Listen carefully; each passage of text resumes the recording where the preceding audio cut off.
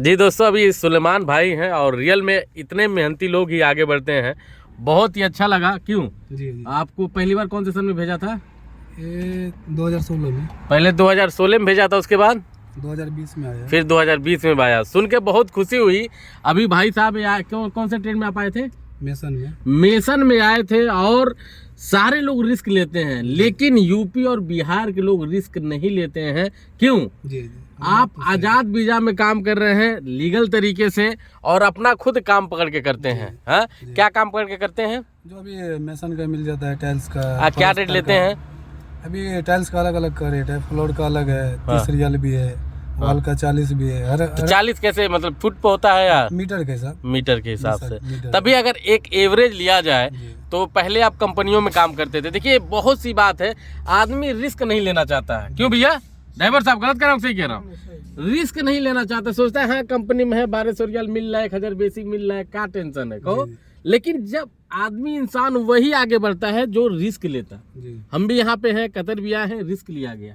गलत कह रहा हूँ, सही कह रहा हूँ? आप भी कितना बड़ा डिसीजन लिए, कितना बड़ा आपने डिसीजन लिया कि कंपनी छोड़ के आजाद में, आपने भी रिस्क लिया कि नहीं लिया?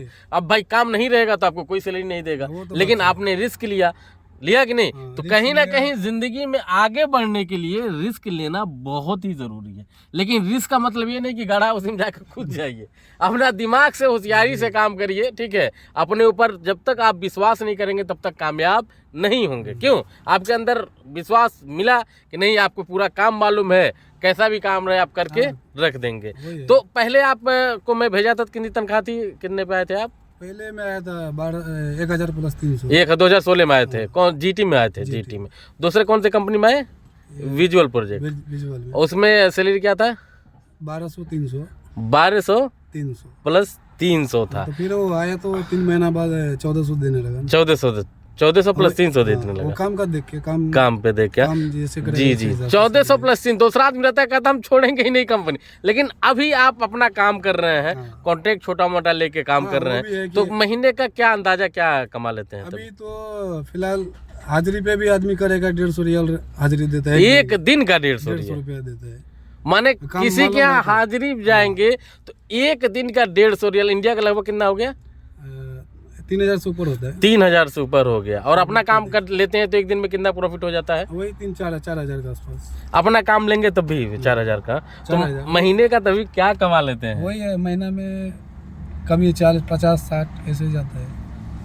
क्या 40, 50, 60? मैं समझ नहीं पाया। 50-60 हजार इंडिया का 1000, तो इतना बहुत अच्छी बात है ना यार। धीरे धीरे आप काम करेंगे, छोटा मोटा आपको अगर साइड मिलने लगा तो धीरे धीरे आप अपना कंपनी डाल सकते हैं। वही बात है। एक दोस्त है, मैं कोशिश करूंगा उनका इंटरव्यू दिखाने के लिए। वो आदमी लेबर में आया था, आपसे भी मैं बता रहा था।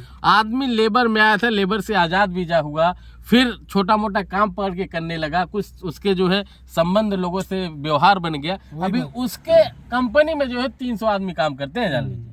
अगले ने रिस्क लिया, तभी मैं ऊपर से ऊपर वाले दुआ करूंगा आप इसी तरह कामयाबी पे चलते रहिए। बाकी हमारे लायक कोई सेवा होगा तो मैं आपके लिए हरदम हाजिर हूँ, समझ रहे हैं? कतर में आया क्योंकि 2016 में मैं इनको भेजा था, तभी से नंबर मेरा सेव है आपके पास।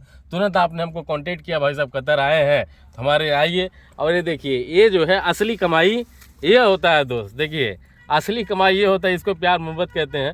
भाई साहब 5 रियाल के लेते हैं। 5 रियाल लीजिए पियो मेरी तरफ से पियो। तो यह होता है दोस्तों। मैं भी चाहता हूँ कि आप इसी तरह इनके तरह मेहनत करिए और बहुत ही आगे बढ़िए। कोई दूसरा ऑफिस वाला आता है, किसी को भेज के भूल जाता है? नहीं आता है। गलत करें, कोई भी ऑफिस वाले आप जाएंगे, मैं अपनी ऐसा नहीं है बड़ाई कर रहा हूँ, आदमी भेज दिया उसको भूल गया।